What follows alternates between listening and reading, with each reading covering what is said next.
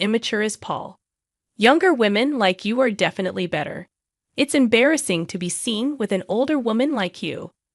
If only I could turn back time, I'd redo my life. These were the hurtful words my ex-husband Paul uttered a decade ago when we were still together. My name is Jennifer, aged 48. At 33, I tied the knot with Paul, who was 5 years my junior. We met at the hospital where I work as a nurse, and he had just completed his medical internship. Despite the age gap and our differing professional roles, Paul's eagerness to seek my advice and his innocence drew me towards him. Our daily conversations gradually evolved into a romantic relationship. Initially apprehensive about our age difference, I was reassured by Paul's nonchalance towards it. 2 years into our relationship, we exchanged vows. However, after 5 years of marriage, Paul began hurling hurtful remarks, expressing his regret at not marrying a younger woman. He openly flirted with young nurses at the hospital, which I chose to ignore. Until one day, I discovered his infidelity with a former patient, a woman 10 years my junior, already carrying his child. His laughter as he justified his affair pierced me deeply. Unable to tolerate his betrayal, I agreed to a divorce and sought alimony. Naturally, this decision enraged Paul, who believed he should be rewarded for enduring our marriage. His father's indifference to his son's wrongdoing added insult to injury. With Paul adamantly refusing to pay, I reluctantly sought legal assistance. Enduring hurtful remarks during our marriage and facing his infidelity, I refused to back down silently. With the lawyer's guidance, I rightfully received the alimony I deserved. We parted ways, and I began living alone, terminating our shared apartment lease. Paul's departure to a new hospital came with more insults, leaving behind judgmental whispers that plagued me.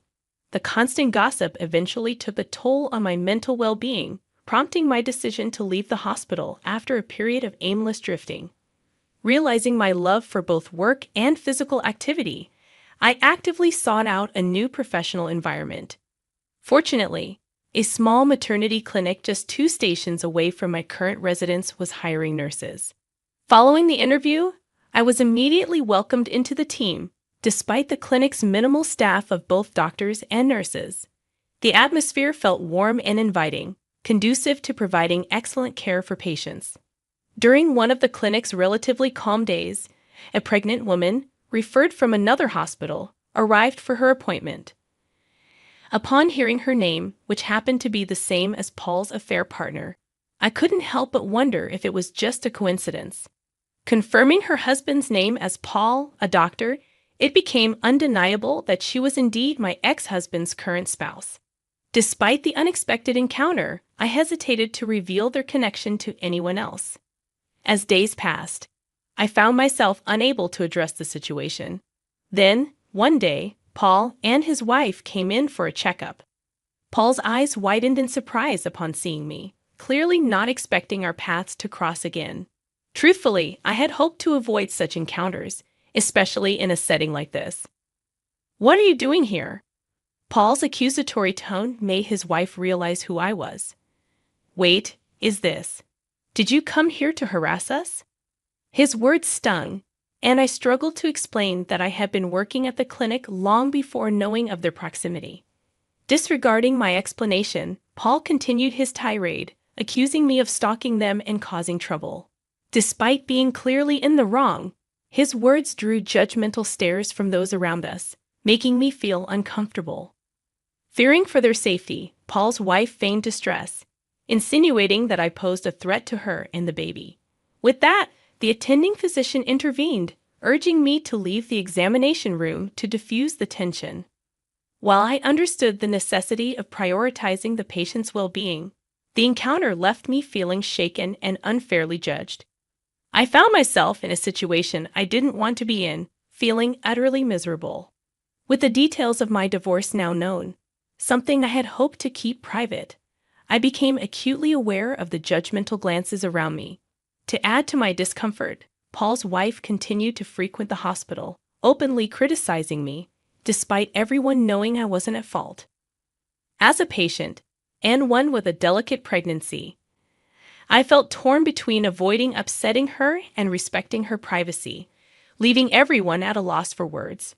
Remaining in this environment until her delivery, which was still over 6 months away, seemed unbearable. Despite it being a good workplace, I felt compelled to submit my resignation to the hospital. The director's expression hinted at relief, though I hadn't done anything wrong. I couldn't help but wonder why I deserved such treatment. Exhausted by everything, I couldn't bring myself to search for another hospital job, so I returned to my parents' home. My parents welcomed me without saying much. For a while, I struggled to find purpose, feeling guilty just staying at home without contributing. Eventually, I decided to take a part-time job at a nearby supermarket. It was my first time working outside of a hospital, and it felt refreshing, a change of pace. While I loved being a nurse and found it fulfilling, the weight of responsibility in a workplace where lives were at stake was immense. Living away from that environment was beneficial for my mental well-being. I wanted to avoid burdening my parents, so I tried to manage on my own. Looking back, I wished I had returned home sooner. Around 3 years later, while still living with my parents, I received an offer to become a full-time employee at the supermarket. They recognized my hard work, and I was genuinely happy to accept the position. Over the years, I was approached with matchmaking proposals. However, at 45 years old, I had no intention of remarrying. Politely declining, I was surprised when the manager insisted that the potential partner was also divorced, similar to my situation. Despite my initial refusal, the offer lingered in my mind. I agreed to the arranged meeting, considering our mutual maturity. We decided to meet directly, without intermediaries. Upon arriving at the designated restaurant, my matchmaking partner was already there. As I entered, he suddenly stood up, causing his chair to topple over. His face flushed bright red, and despite his embarrassment, I couldn't help but laugh. It felt like a scene straight out of a novel. "I'm Edward. Thank you for coming today," he said, regaining his composure. "Nice to meet you. I'm Jennifer." Perhaps due to the initial mishap, we quickly found ourselves at ease with each other. I discovered that Edward had visited our supermarket during a business trip and had been captivated by me at first sight. He had convinced the department manager, who turned out to be Edward's senior from university, to arrange our meeting. "I'd like to pursue a serious relationship if possible," Edward expressed. I had come prepared to decline, but unexpectedly, I found myself wanting to see him again. After 6 months of dating, we decided to get married. My parents liked Edward's personality, and they were genuinely happy for us. Our life together, filled with Edward's care and consideration, was truly blissful. Since we were both older, we hadn't planned to have children from the start. However, when I turned 48, my health took an unexpected turn. I wasn't feeling unwell. I was pregnant. I never imagined I'd be pregnant at this age, and certainly didn't expect my discomfort to be morning sickness. I suspect Edward felt the same way when I shared the news. "It looks like I'm pregnant," I said. Edward responded naturally, "That's wonderful. So, who's pregnant? Do I know the person?" "Yeah, I think you know her very well. She's right in front of you," I replied, pointing to myself.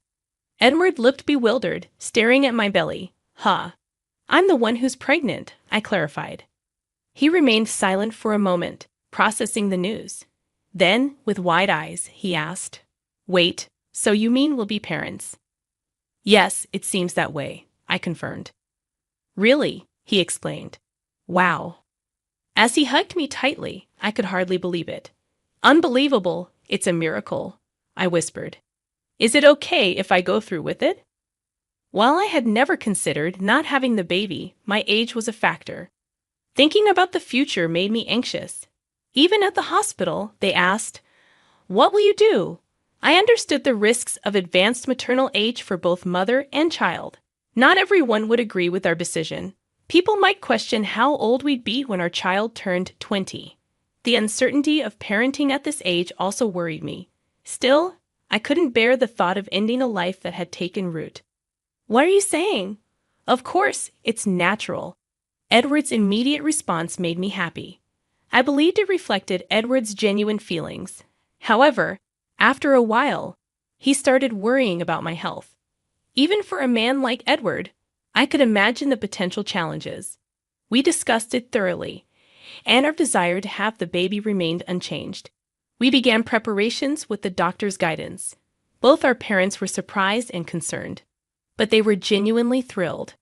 And so, it was decided that I would give birth at a well-equipped, large hospital.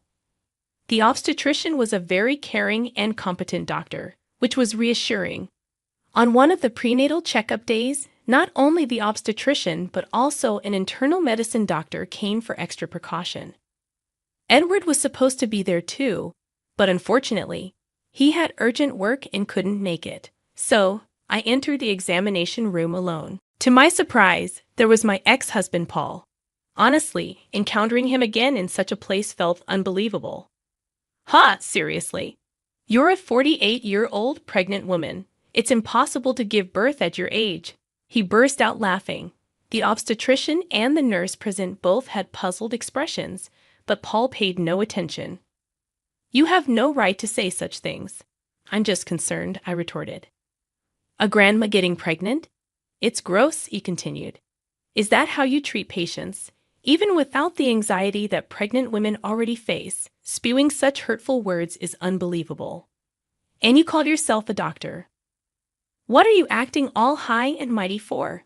Besides, this hospital mostly caters to celebrities. Do you even realize that?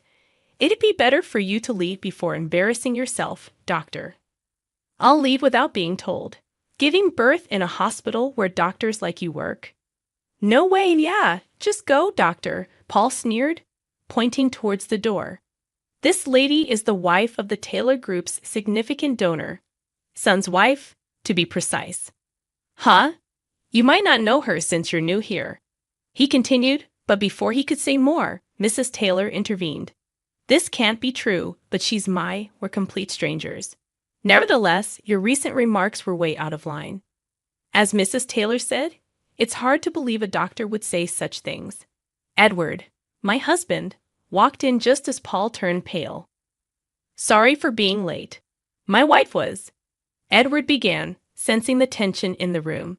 Observing my angry expression, Paul's pale face, and the overall atmosphere, he stopped mid-sentence. What's wrong? I was told by this Dr. Paul that it's disgusting to give birth at 48. I explained, seeing Edward's concern. His expression changed instantly upon hearing those words. Paul? You're Paul, right? You insulted my wife. Edward's voice was stern. Paul stammered, denying the accusation, but Edward pressed on. How can you insult a patient like that? What kind of hospital is this? I can't trust this hospital with my precious wife and unborn child. Just then, the nurse who had left earlier returned with the director. Mr. Taylor, I heard there was some rudeness. Director. Edward interrupted, his frustration evident. I thought this was a reliable hospital because my father recommended it. But I didn't know they had a doctor like this. It seems I chose the wrong hospital. I'm very sorry. No, that's not true. This man is not our doctor. The director clarified, surprising us. I just fired him. Huh. I just fired him. The director reiterated. I didn't know he was such a person. I just let him in because a friend asked me to. We don't need a doctor who spits out such insults. He will never appear in front of Mr. Taylor again. Hey, director. What are you saying? Paul protested, but the director silenced him. Shut up and be quiet. You get out of here right now. Don't ever come near our hospital again.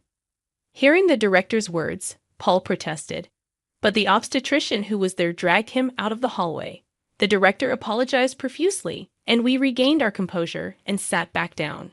However, Edward was still angry. Did you kick him out because my father donated to this hospital? If not, would you let a doctor like him run wild? The director shook his head and explained. Actually, Paul had only been at this hospital for a week. Paul's father was my classmate, and they had a reunion the other day, and he asked him to hire his son. He had no idea he was such a person, and he looked truly sorry. not all the doctors at this hospital were like Paul. The obstetrician in charge was a very good doctor. If Paul wasn't there, I would want to give birth here, I said, and Edward agreed. Edward's father was the president of a large company with branches all over the country, and he donated part of his profits to medical and welfare facilities. His mother had been seriously ill when she was young and had been taken care of by this hospital, so he donated a lot of money. That's why his father recommended this hospital for my delivery. A few days later, Paul contacted me and begged me to ask the director to hire him back. If you ask for him, maybe he'll reconsider, he pleaded. He had often offended patients with his arrogant attitude and had been hopping from one hospital to another.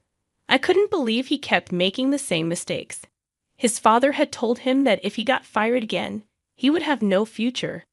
But I couldn't help wondering if his father's leniency had made him such a man. Edward was next to me when Paul called. He snatched the phone from me and yelled at Paul, threatening to report him to the police for harassment if he ever contacted me or came near me again. He must have been scared because he never called again. Sometime later, I stopped by a convenience store on my way back from the hospital and saw Paul working there. Apparently, no hospital would hire him anymore. He was crying his eyes out, saying that his wife and child had left him. But I felt no sympathy for him. I just decided to avoid that convenience store. The following year, I gave birth to a healthy baby girl. She was so adorable. I vowed to raise her with love and responsibility, no matter what. But Edward was smitten with her from the moment she was born. He seemed to be a very sweet father, so I had to be careful. How did you like this story? Please subscribe to our channel. See you in the next